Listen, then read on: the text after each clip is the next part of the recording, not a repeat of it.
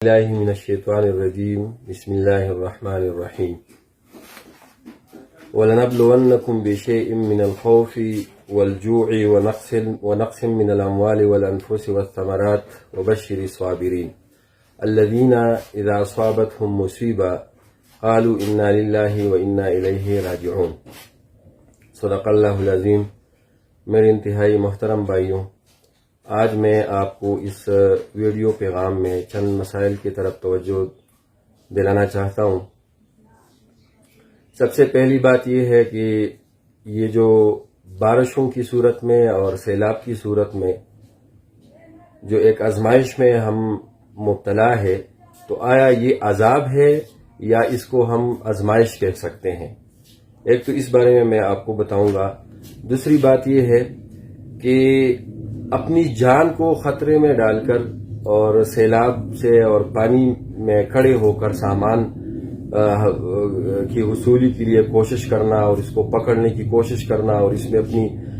جان کو خطرے میں ڈالنا، شرعاً اس کی کیا حیثیت ہے؟ دوسری بات یہ ہے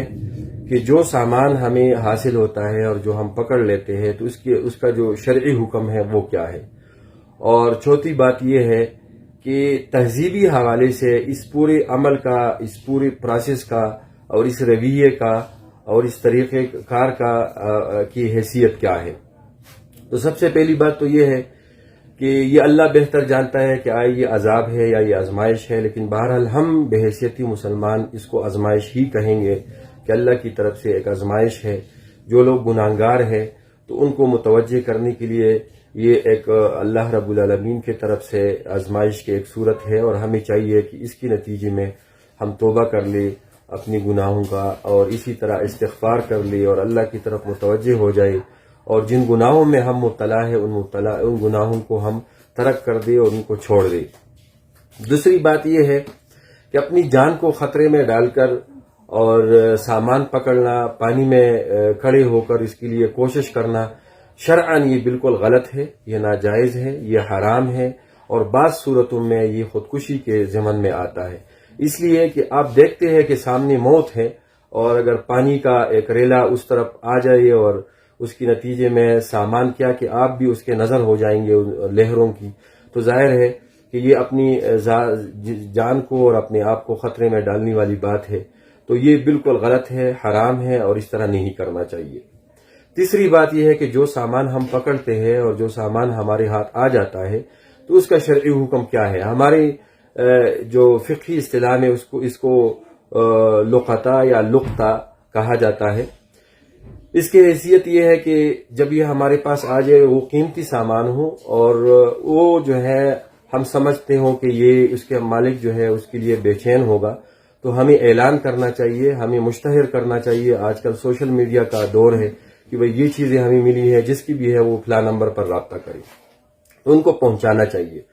اور اگر بالفرض و تقدیر وہ ان کا کوئی مالک نہ مل سکے ہمیں، تو پرانی ہماری جو کتابیں ہیں اس میں تو یہ لکھا گیا ہے کہ اس کو صدقہ کر لے، اور اگر وہ شخص خود اس کا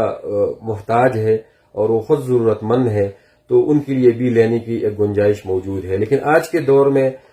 جو ہے فقہا یہ لکھتے ہیں کہ چونکہ یا تو اس کو سرکاری بیت المال میں جمع کرنا چاہیے جو سیلاب زدگان کے لیے فنڈ مختص کیا گیا ہے، یا دوسری صورت یہ ہے کہ جو مختلف فلاحی ادارے ہیں، معتمد ادارے ہیں، جن کی امانت اور دیانت پر کسی کو کوئی شک نہیں ہے، تو ان لوگوں کو یہ چیزیں جمع کرنی چاہیے تاکہ وہ سیلاب زدگان کے تعاون کے لیے اور ان پر خرچ کرنے کے لیے وہ ایک صورت بنائے۔ تو یہ اس کے سب سے جو ہے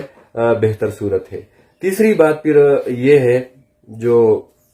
بلکہ چوتھی بات وہ یہ ہے کہ تہذیبی حوالے سے دیکھیے، ہم جہاں پر بھی ہیں، مثلا ہمارے حوالے سے غلط تاثر پوری دنیا میں بن جاتا ہے، اس لیے کہ اس وقت سوشل میڈیا کا دور ہے، اور ایک پیغام مختصر وقت میں پوری دنیا میں جو ہے پھیل جاتا ہے۔ تو جو ہمارے لوگوں کا یہ رویہ ہے کہ سامان کے لیے اپنی جان کو خطرے میں ڈالنا، اور ایک حرص اور ایک لالچ، اور اس پہ لڑنا جھگڑنا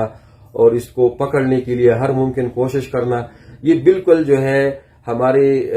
علاقے کے بارے میں، ہماری قوم کے بارے میں، ہمارے ملک کے بارے میں غلط تاثر بنتا ہے، حرص کا، لالچ کا، اور بالکل ایک جہالت کے حوالے سے لوگ ہمیں دیکھتے ہیں کہ یہ پتہ نہیں کس نوعیت کی جو ہے ایک قوم ہے. لہٰذا ایسی طریقوں سے بالکل اجتناب کرنا چاہیے. اگر کسی کی جان خطرے میں ہے، کوئی بچہ ہے، بچی ہے